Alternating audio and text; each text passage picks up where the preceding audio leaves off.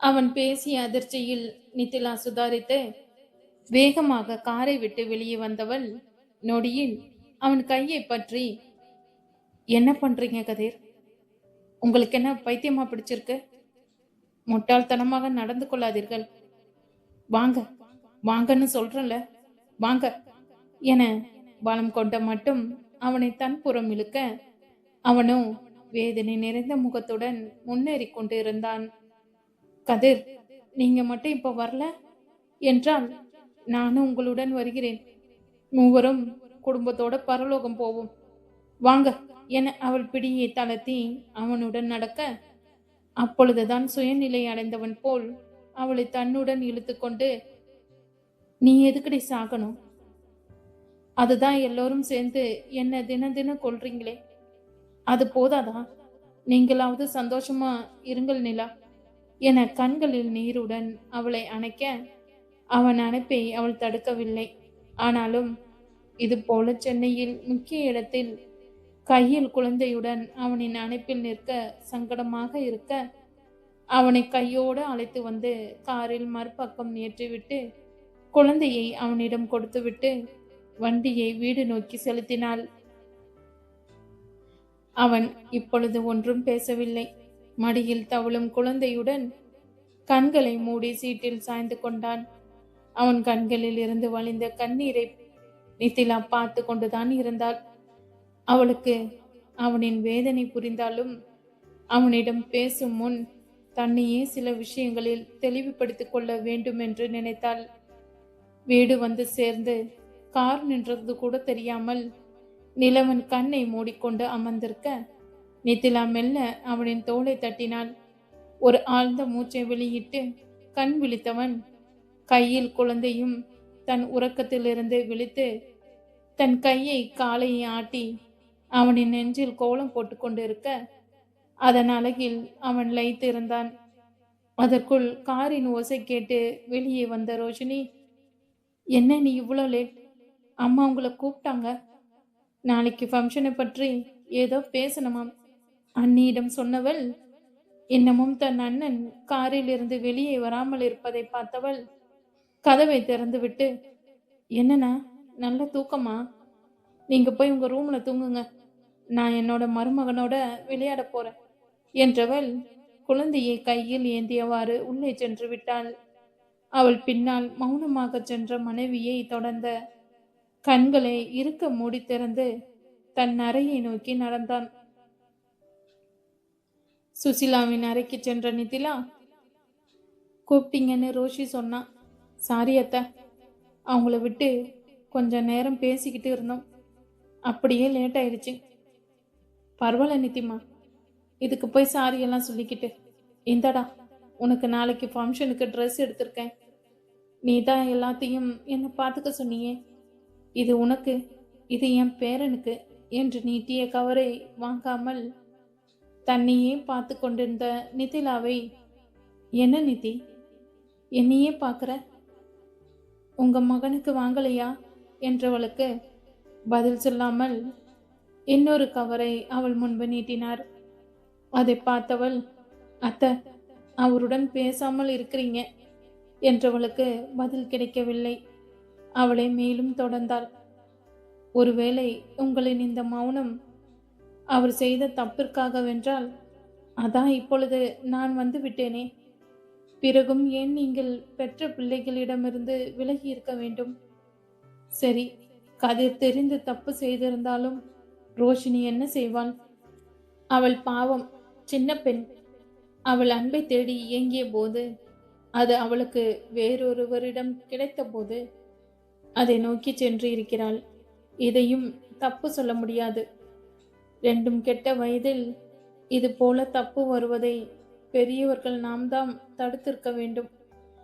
இவர்கள் செய்தது தப்பென்றால் நீங்கள் இப்பொழுது செய்வதும் தப்புதானே அத்தை என நிதானமாக பேசியவளுக்கு பதில் சொல்ல சுசிலாவால் முடியவில்லை. நான் உங்களை குத்தி காட்டுறேன்னு நினைக்காதீர்கள் அத்தை. ஆனால் முன்பாவது தொழிலை காரணம் காட்டியவர், இப்பொழுது அவர்கள் செய்த தப்பை காரணம் காட்டுகிறீர்கள். எனக்கெனவோ நீங்கள் வேண்டுமென்றே உங்கள் பொறுப்புகளிலிருந்து தப்புகிறீர்களோ என தோன்றுகிறது என அவள் முடிக்கும் முன் தலையை நிமிர்த்தி அவள் கையை பிடித்துக்கொண்டு, நான் அப்படி செய்வேன் என நினைக்கிறாயா நிதி என்றவர் கண்களில் கண்ணீரை கண்டு பதறினாள்.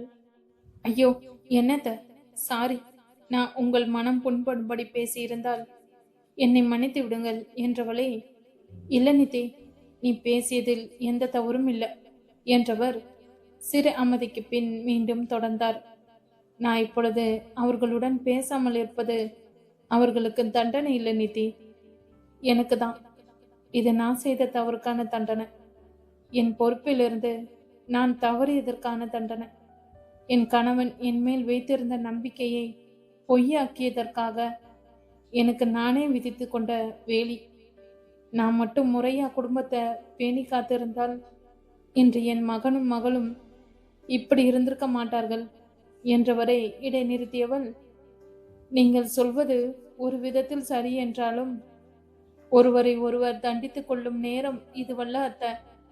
இது குடும்பம். போதும், இத்தனை நாள் அனைவரும் அடைந்த வேதனை என்றவள் தன் தலையில் குனிந்து கொண்டு, இது உங்களுக்கு மட்டுமல்ல, எனக்கும் சேர்த்துதான் என்றவள் முகத்தை இரு கைகளால் நிமிர்த்தியவர், நீ சொல்வது சரிதாண்டா, இனிமேலாவது இது குடும்பமாக இருக்கட்டும். விசாலத்தின் மரணத்திற்கு என் மகனுடன் சேர்ந்து ஒரு வகையில் நானும் காரணம் என்ற குற்ற உணர்வுதான் என்னை கதிரிடமிருந்து ஒதுக்கி வைத்தது. அவனை நீ இந்த விஷயத்தில் மன்னித்து ஏற்றுக்கொண்டால் எனக்கும் நிம்மதியாக இருக்கும். எனக்கும் உன்னிடம் இதை எப்படி கேட்பதென்று தெரியாமல் தான் இத்தனை நாள் தவித்திருந்தேன். என்னதான் ஒரு பெண்ணாக அவன் உனக்கு செய்தது என்னை வருத்தினாலும் தாயாக மகன் படும் வேதனையை என்னால் தாங்கிக் கொள்ள முடியவில்லையடா. என் அன்னை இறந்தது எனக்கு கஷ்டமாக இருந்ததுதான். ஆனால் அவர் விதி போய் சேர்ந்து விட்டார். இனிமேலும் அவரின் இறப்பை நினைத்து வாழ்ந்து கொண்டிருக்கும் அனைவரையும் வதைக்க நான் விரும்பவில்லை அத்த என்றவளை தன் தோளோடு அணைத்து கொண்டு, ரொம்ப சந்தோஷண்டா, எனக்கும் நீயும் கதிரும் சந்தோஷமா வாழ்ந்தால் அதுவே என் மனதிற்கு பெரிய நிம்மதியை கொடுக்கும். உன் அன்னைக்கும் நீ இப்படி இருப்பது சந்தோஷத்தை கொடுக்காது. சீக்கிரமே எல்லாம் ஒரு முடிவுக்கு வர வேண்டும் என்றவர், சரி இந்தா, இந்த உடைகளை எடுத்துட்டு போமா, போய் சாப்பிட்டு விட்டு தூங்கு, நாளை காலை சீக்கிரமா எழுந்திருக்க வேண்டும் என்றவர் அவள் உச்சியில் முத்தமிட்டு அனுப்பி வைத்தார். சுசிலாவிடம் பேசிய பின் நிதிலாவின் மனது கொஞ்சம் தெளிவடைந்திருந்தது. நிலவன் செய்தது தப்பெனும் பட்சத்தில் இப்பொழுது அவள் செய்வது தப்பாகப்பட்டது. மேலும் அவளின் காதல் கொண்ட மனது இன்றைய அவன் கண்ணீரை கண்டு வருந்தியது. இதற்கு விரைவில் ஒரு முற்றுப்புள்ளி வைக்க வேண்டும் என்று நினைத்தவள் தன் அறைக்கு செல்ல ஜானகி அவளை சாப்பிட அழைத்தார். இன்று நிலவனுடன் ஒன்றாக சாப்பிடலாம் என நினைத்தவள் ஜானகியிடம், நீங்க ரூமுக்கு போங்க ஜானுமா, நானும் அவரும் சேர்ந்து சாப்பிட்டுக்கிறோம். நான் தம்பிக்கிட்ட கேட்டேன்டா, சாப்பாடு வேணான்னு சொல்லிடுச்சு என்றவருக்கு, இல்லை நான் பார்த்துக்கிறேன். அவரை அனுப்பி வைத்துவிட்டு உற்சாகமாக அறைக்கு வர அங்கே தனக்கு முதுகு காட்டி தரையில் படுத்திருந்த கணவனை வரவேற்றான். அவளின் மனதில் பெருகிய உற்சாகம் நொடியில் வடிந்து போனது. ஆனாலும் அவனை அழைக்க, அவனை நெருங்க, அவனின் சீரான மூச்சு அவன் உறங்கிவிட்டான் என்பதை சொல்ல, அதற்கு மேல் அவனை தொந்தரவு செய்யாமல் உடை மாற்றி வர ரோஷினி வந்து குழந்தையை கொடுத்து விட்டு சென்றாள். அவனுக்கு இல்லாமல் தனக்கு மட்டும் எதற்கு சாப்பாடு என குழந்தையை உறங்க வைத்துவிட்டு தானும் உறங்க முயன்ற சமயம் மீண்டும் அவன் மகன் உறக்கம் கலைந்து எழுந்தான். நடு இரவில் அழுத குழந்தையின் சத்தத்தை கேட்டு கண் விழித்தவனின் கையில் முன்பு போலவே குழந்தையை கொடுத்துவிட்டு போர்வையை தலைவரை மூடி படுத்து கொண்டாள். நிலவனுக்கு இவள் செய்யும் ஒவ்வொரு செயலும் புதிராக தெரிய, காலையில் என்னை குழந்தையை தொடாதே என்றால் இப்பொழுது என் கையிலேயே குழந்தையை கொடுக்கிறாள் என வாய்விட்டே முணுமுணுத்தவன் குழந்தையையும் அவளையும் மாறி மாறி பார்த்துவிட்டு ஒரு பெருமூச்சுடன் எழுந்து பால்கனியில் நடைபயின்றான். அவனின் முணுமுணுப்பு காதில் விழுந்தாலும் அதை கண்டு கொள்ளாது போர்வைக்குள் தலையை மறைத்திருந்தவள் மனதிலிருந்து சஞ்சலங்கள் நீங்கியதில் சீக்கிரமே உறக்கத்திற்கு செல்ல நிலவன்தான் உறக்கத்தை தொலைத்து மகனுடன் புலம்பிக் கொண்டு இருந்தான். அடுத்த நாள் காலை அழகாக விடிந்தது. நித்திலா எழுந்தபோது நிலவன் அறையில் இல்லை. மணியை பார்க்க அது 6:30 என காட்ட நாக்கை கடித்துக்கொண்டு விரைவாக குளித்துவிட்டு வந்தவள் சுசிலா கொடுத்த ஊதா கலர் பட்டுச்சேலையில் முந்தானையில் சின்ன கண்ணன் பானையில் வெண்ணெயை எடுப்பது போல் நெய்யப்பட்டிருந்தது. சேலையை ஒற்றையாக விரித்துவிட்டு திரும்பவும் நிலவன் அறைக்குள் நுழைந்தான். இருவரின் பார்வையும் மாறி மாறி சந்திக்க நிலவன் தன் மனைவியின் அழகில் பிரமித்திருக்க, தன் கணவன் நேற்று சுசிலா கொடுத்த பட்டு வேட்டி சட்டையில் கம்பீரத்துடன் நிற்பதை ரசித்துக் கொண்டிருந்தாள் நித்திலா. நிலவனின் பார்வை தன்னிடமே நிலைத்து நிற்பதைக் கண்டு சின்ன வெக்க புன்னகையில் தலை தாழ்த்தி கொள்ள அதை தவறாக புரிந்து கொண்ட நிலவன், சாரி, கீழே எல்லோரும் பாப்பாவை கேட்குறாங்க, அதான் என தடுமாற அவன் தடுமாற்றத்தை ரசித்தவள் உள்ளுக்குள் சிரித்து கொண்டாள். இந்த ட்ரெஸ் போட்டு எடுத்துட்டு போங்க என அவனிடம் ஒரு கவரை கொடுக்க அதை வாங்கி கொண்டு தலையை குனிந்து கொண்டு தன் வேலையை செய்தாலும் அவன் கண்கள் திருட்டுத்தனம் தன் மனைவியின் அழகை ரசித்து கொண்டு இருந்தன.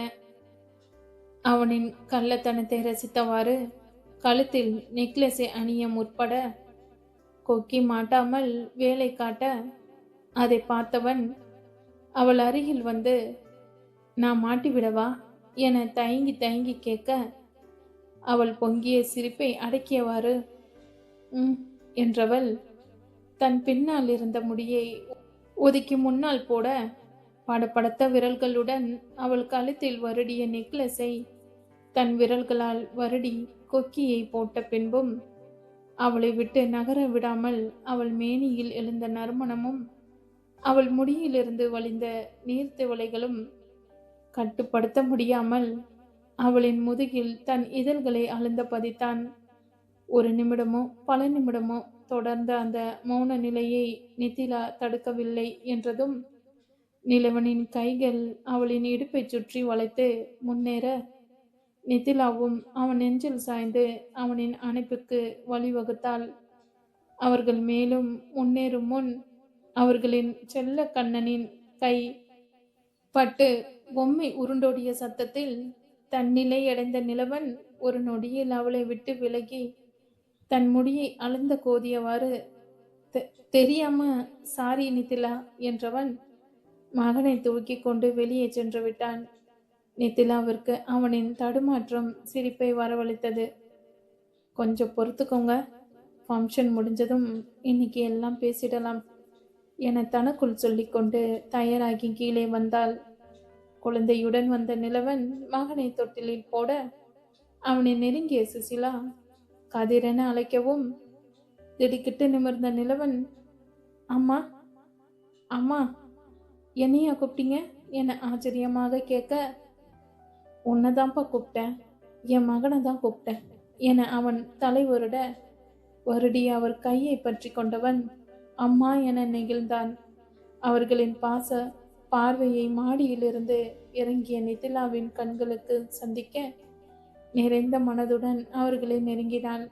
வந்த நித்திலாவை தன் தோளோடு அணைத்து கொண்டவர் தன் மகனையும் தன்னோடு சேர்த்து இணைத்து கொள்ள, அண்ணா அண்ணி ஸ்மைல் ப்ளீஸ் என்றதும் அத்தருணம் ரோஷினியின் செல்போனில் படமாக்கப்பட்டது. பார்க்கும் வண்ணம் ஒரு செய்தி வைபிவின் வழியாக இவர்களின் சந்தோஷத்தை மேலும் இரட்டிப்பு வந்தடைய, ஆனால் அதை நிலவன் நிராகரித்திருந்தான். வீடெங்கும் சந்தோஷத்தில் சாரல்கள் தூவ அனைவரின் முகங்களிலும் புன்னகையின் தடங்களுடன் வீட்டு குட்டி இளவரசனின் பெயர் சுட்டு விழாவின் வலம் வந்தனர்.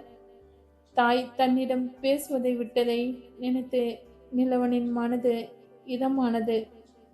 காலையில் நித்திலாவின் அருகாமை கொடுத்த மயக்கமும் சேர்ந்து அவனின் மனம் ரெக்கை கட்டி பறக்க சிறகில்லாமல் வானத்தில் பறந்து கொண்டிருந்தான். நிலவனின் முகத்தில் தெரிந்த சந்தோஷம் நித்திலாவியும் தொற்றிக்கொள்ள அவனுடன் பேசும் தனிமைக்காக காத்திருந்தாள். வைபும் அவன் மனைவி மகள் என குடும்பமாக கதிரின் வீட்டிற்கு வர அவனை வாசலிலே எதிர்கொண்ட சுசிலா அவனை உரிமையோடு கோபித்துக் கொண்டார். இதுதான் நீ வர நேரமாவை? உன் வீட்டு விசேஷத்திற்கு இப்படிதான் லேட்டா வருவியா? அவர் அருகில் துள்ளி குதித்து வந்த ரோஷினி, என்ன மம்மி கேள்வி இது? நேத்து தான் மேரேஜ் முடிஞ்சிருக்கு, இன்னைக்கு லேட்டா வரல என்றால் தான் தப்பு என கண் சிமிட்டி சொல்ல, ரோஷி உனக்கு வாய் கொழுப்பு அதிகமாயிடுச்சு, அப்புறமா 2 போடுறேன் இரு என அன்னையாக கண்டிக்க, சுசிலா ரோஷினியுடன் பேசியதை மனதில் ஒரு நிம்மதியுடன் பார்த்தவை அதை தவிர்த்து இயல்பாக அவளின் பேச்சில் முகம் சிவந்த மனைவியின் வெட்கத்தை ரசித்தவாறே ரோஷினியின் காதை பிடித்து, ஹே வாளு, உனக்கு ஒரு அப்பாவி கிடைப்பான்ல, அப்ப வச்சுக்கிற உன்ன என செல்லமாக கண்டிக்க, அட போங்க பாஸ், நான் எல்லாம் சாராணி மாதிரி கிடையாது, என் புருஷன் என் அனுமதி கேட்டுதான் வாயே திறக்கணும், எல்லாம் என் கண்ட்ரோல் தான் என அவள் சல்வாரில் இல்லாத காலரை தூக்கி விட்டு சொல்ல, நீ செஞ்சாலும் செய்வேன். ஆமா, எங்க உன் அண்ணன்? இன்னைக்கு உங்க அண்ணனுக்கு ஒரு பூஜை இருக்கு என்றவாறு உள்ளே தேட, பூஜையா? என்ன பூஜை என்ற ரோஷினியின் கேள்விக்கு, சும்மா இரு ரோஷி, வாசல்ல நின்று கேள்வி கேட்டுக்கிட்டு, நீங்க உள்ள போங்க, இவள் இப்படியே தான் வாய் அடிச்சுக்கிட்டு இருப்பா. சாரு அணுவிற்கு புது பட்டு பாவாடையை எடுத்திருக்கேன், நித்திக்கிட்ட வாங்கி அதை போட்டு விடு, உள்ள கூட்டிட்டு போ ரோஷி என மகளுடன் அனுப்பி வைக்க தம்பதிகள் தங்கள் நண்பர்களை தேடி சென்றனர். மகனை கிடத்திய தொட்டில் அருகில் தம்பதிகள் நிற்க அவர்களை நெருங்கினர். வைப் முகத்தில் தெரிந்த ஜுவாலையை கண்டு கொண்ட நிலவன் நைசாக அங்கிருந்து நகர நித்திலா வைபிடம் ஏதோ கேட்டுக்கொண்டிருக்க அவன் அவளுக்கு பதில் சொன்னாலும் அவனின் பார்வை நண்பனையே தொடர்ந்தது. பின் சார்வும் நித்தியும் அந்த பக்கம் நகர்ந்தவுடன் நண்பனை தேடி சென்றான். நிலவன் ஏதோ உறவினரிடம் பார்லிமெண்ட் தேர்தலை பற்றி மும்முரமாக பேசிக்கொண்டிருக்க எதிரில் இருந்தவரிடம் அனுமதி வாங்கி கொண்டு அவனை அப்படியே ஒதுக்குப்புறமாக அழைத்து சென்றான். வீட்டின் பின் தோட்டத்தில் நிலவனை நிறுத்தி அவனை மேலிருந்து கீழ் வரை அளவிட்டான் வைப்.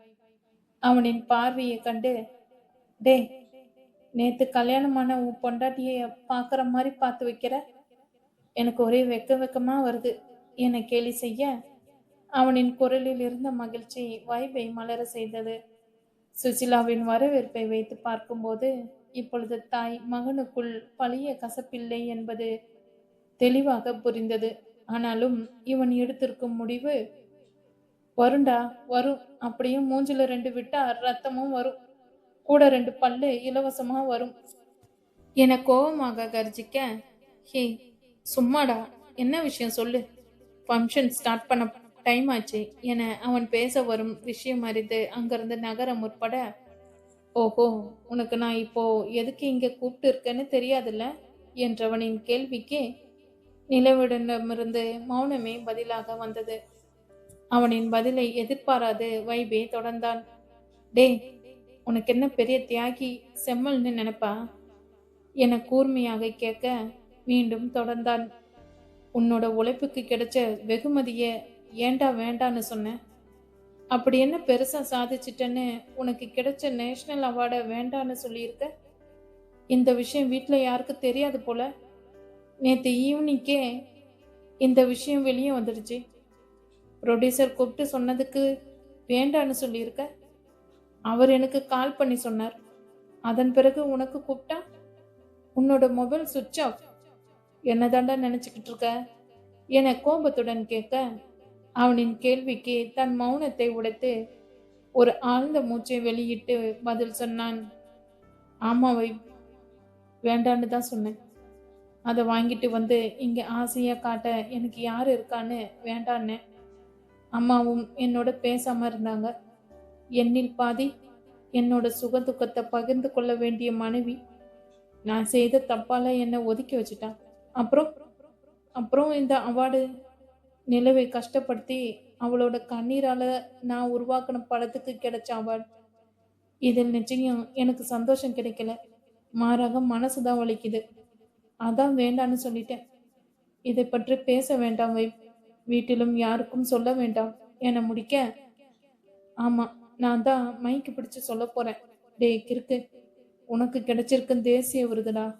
இன்னைக்கு இந்தியா ஃபுல்லா இருக்கிற நியூஸ் பேப்பர், டிவி சேனல் இது வந்திருக்கும். உங்க வீட்டுல இன்னைக்கு ஃபங்க்ஷன் என்பதால யாரும் பார்க்கல போல. இன்னும் கொஞ்ச நேரத்துல நம்ம வீட்டுக்கு மீடியா வரப்போகுது. அப்போ இதே பதிலா சொல்லு என்றவன், வேணாண்டா கதிர், இது தானடா உன் கனவு. இதுக்கு தானே நீ இத்தனை வருஷமா ராத்திரி பகலா உழைச்ச. யாருக்குமே முதல் படத்தில் இந்த வாய்ப்பு கிடைக்காது. உனக்கு கிடைச்சிருக்கு. அவ்வளோ சீக்கிரம் தூக்கி போட்டுறாத என இத்தனை நாள் அவனிடம் இருந்த அவனின் கஷ்டங்களை பார்த்திருந்த ஒரு நல்ல நண்பனாக அவனுக்கு எடுத்து சொல்ல, நிலவன் அவனின் முடிவிலிருந்து மாறாமல், இல்லை எனக்கு இது வேண்டாம், ப்ளீஸ், இதற்கு மேல இதை பற்றி பேசவும் வேண்டாம், வா உள்ளே போகலாம், டைம் ஆயிடுச்சு என நண்பனை அழைத்து கொண்டு தோட்டத்தை சுற்றி முன் வாசல் வழியாக வீட்டிற்குள் செல்ல, வைபால் ஒரு கட்டத்திற்கு மேல் அவனை தடுக்க முடியவில்லை. நேரமானதால் நிலவனை அழைத்து வருமாறு சுசிலா நித்திலாவை அனுப்பி வைக்க, இவர்களின் உரையாடலை முதலிலிருந்து கேட்ட நித்திலாவின் உணர்வுகளை வார்த்தையால் வடிக்க முடியவில்லை. அவள் நெஞ்சை அழுத்தியது. எனக்காக வேண்டாம் என்று விட்டானா?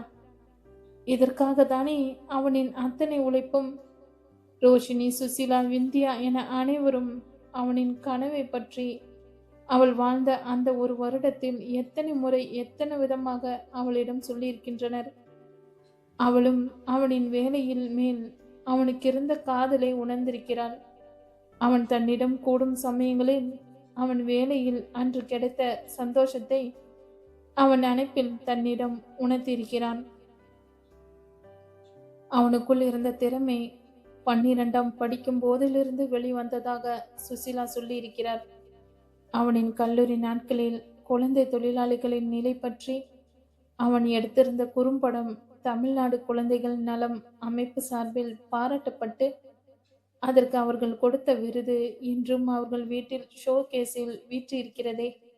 அதை ஒவ்வொரு முறை பார்க்கும் போதும் நிதிலாவின் மனதில் பெருமை தலை தூக்கும்.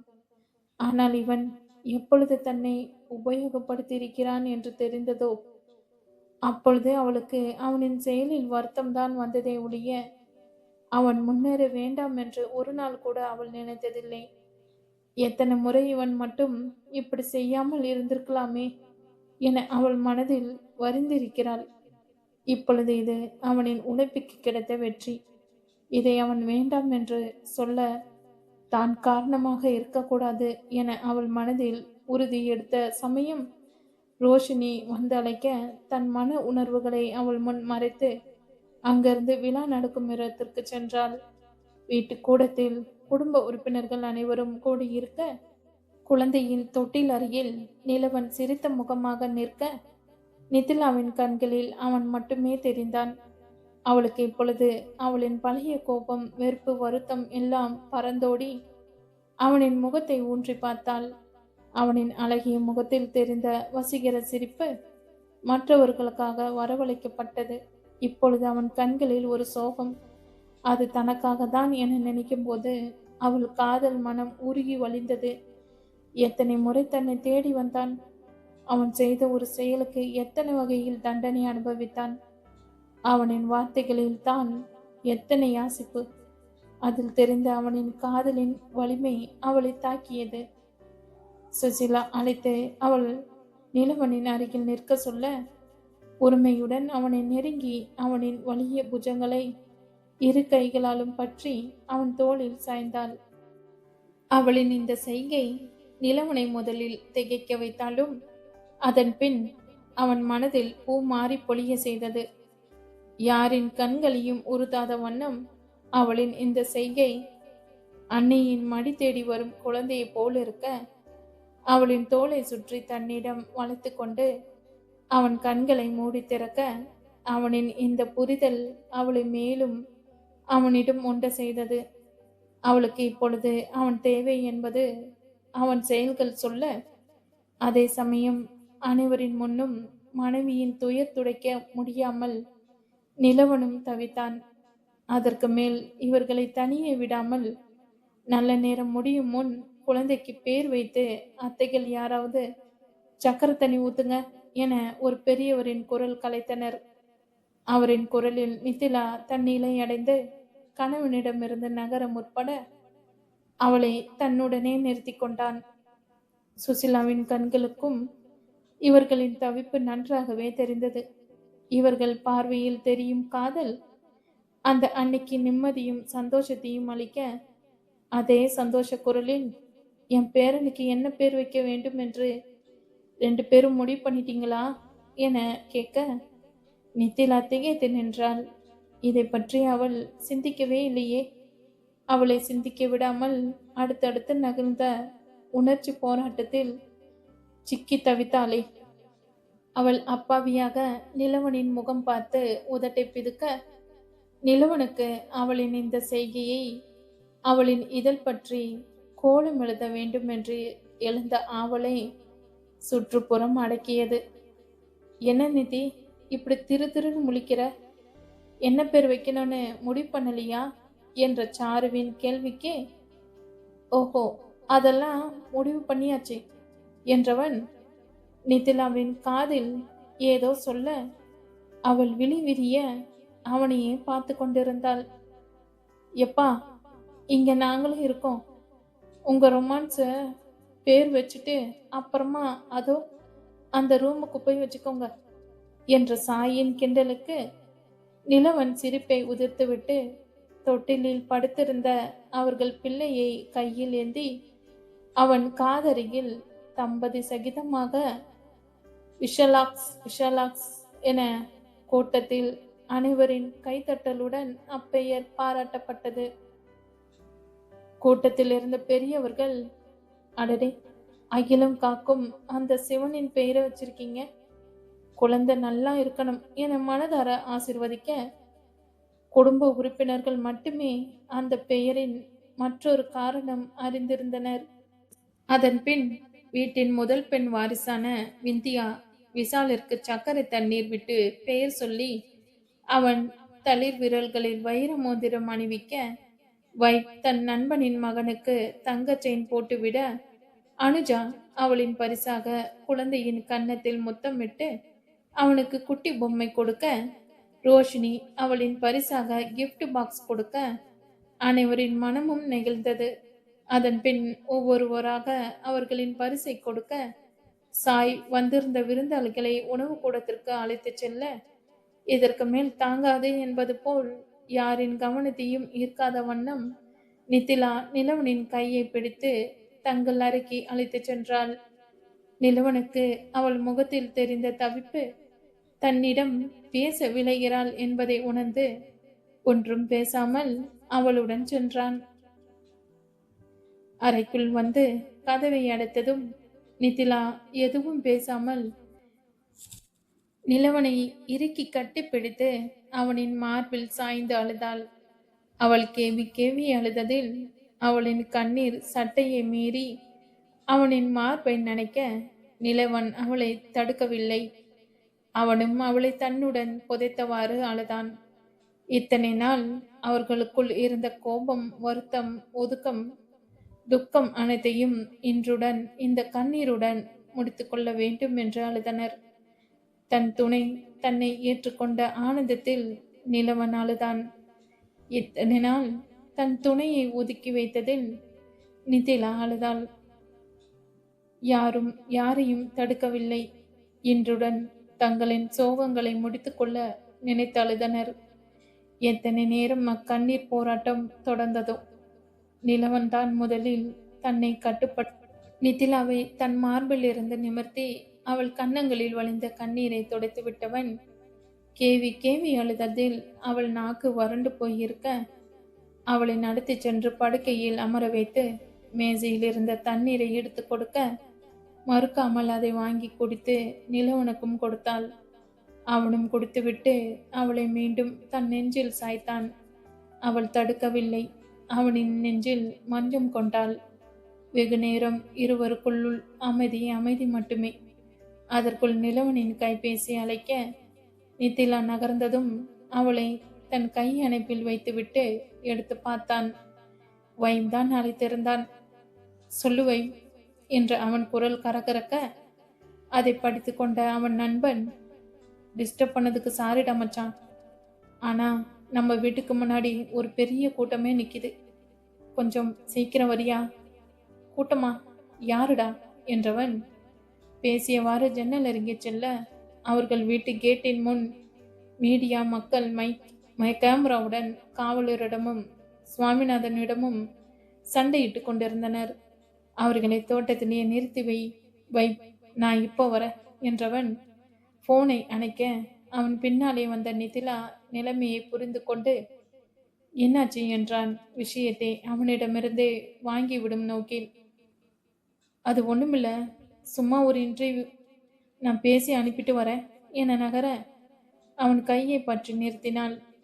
என்ன நிலா, இதோ கொஞ்ச நேரத்துல வந்துடுறேன் என மீண்டும் நகர, நீங்களும் வைப்பும் பேசினத எல்லாத்தையும் நான் கேட்டேன் கதிர் என்றதும் ஒரு நொடி அதிர்ந்து பின் தன்னை நிலைப்படுத்தி கொண்டு அமைதி காத்தான். அவளே தொடர்ந்தாள். இத்தனை நாள் நீங்க பட்ட கஷ்டத்தை எனக்காக தூக்கி போட என்னைக்குமே நான் விருப்பப்பட மாட்டேன் கதிர். நீங்க செய்தது தப்புதான். இப்பவும் என்னால அதை ஒத்துக்க முடியாது. ஆனால் அதையும் மீறி நீங்க இந்த விருதினை வாங்க தகுதியானவர் கதிர். உங்க கனவை நீங்க உண்மையா நேசிச்சிருக்கீங்க, அதில் பொய் இல்லை கதிர். என்னதான் நீங்க அந்த ஒரு வருடம் என்னை கஷ்டப்படுத்தி இருந்தாலும் அதில் நீங்க உங்க கனவை அடைய வேண்டுமென்ற உறுதி இருந்திருக்கு. உங்களுக்கு ஏதோ ஒரு வகையில் நானும் உதவி இருக்கேன்னு நினைச்சு எனக்கு சந்தோஷமா தான் இருக்கு. அதனால நீங்க இதை மறுக்கக்கூடாது என அவனின் மறுப்புக்கு இவள் மறுப்பு தெரிவிக்க அவனும் இல்ல நிலா, எனக்கு இது சரியா படல. அவன் அருகில் வந்து அவன் கண்களை நேராக பார்த்து, எனக்காக தானே இதை வேண்டான்னு சொல்றீங்க? நானே சொல்றேன், நீங்க இதை ஏத்துக்கணும். இது வரைக்கும் உங்ககிட்ட என் காதலை தவிர வேற எதையும் நான் கேட்டதே இல்லை. எனக்காக ப்ளீஸ் என குரலில் கெஞ்சலுடன் சொல்ல அவனால் இதை மறுக்க முடியுமா என்ன? அவன் காதல் மனைவியின் முதல் ஆசை வேறு. அவளை தன்னோடு இறுக்கி அணைத்து அவள் முகத்தை பார்த்து உனக்காக என அவள் இதழ்களில் கவிதை படித்துவிட்டு விலக நித்தில அவன் கையை பற்றி, இப்படியேவா போக போறீங்க? ஏன் இதுக்கென்ன என குனிந்து அவன் ஆடையை ஆராய அதில் நிதிலாவின் கண்ணீர் கரையும் அவள் கண்களில் தீட்டிய மையின் கரையும் இருக்க அவன் ஒரு அசட்டு சிரிப்பை உதித்தான். அவனின் சிரிப்பை ரசித்தவாறு, இருங்க வேற ட்ரெஸ் எடுத்து தரேன் என அலமாரியை திறந்து கருஞ்சிவப்பு நிற காட்டன் சட்டையை எடுத்து கொடுக்க அதை அவன் பட்டு வேட்டியுடன் அணிந்து கொண்டவன் கழுத்தில் காலையில் சுசிலா கொடுத்த தங்க செயினுடன் பார்ப்பதற்கு கிராமத்து மைனர் தோற்றத்தில் கம்பீரம் குறையாமல் இருந்தான். சீக்கிரம் முடிச்சிட்டு வாங்க, இன்னைக்கு உங்ககிட்ட நிறைய பேசணும் என அவளின் கண்களிலும் குரலிலும் காதலோடு சொல்லி விடை கொடுத்தாள்.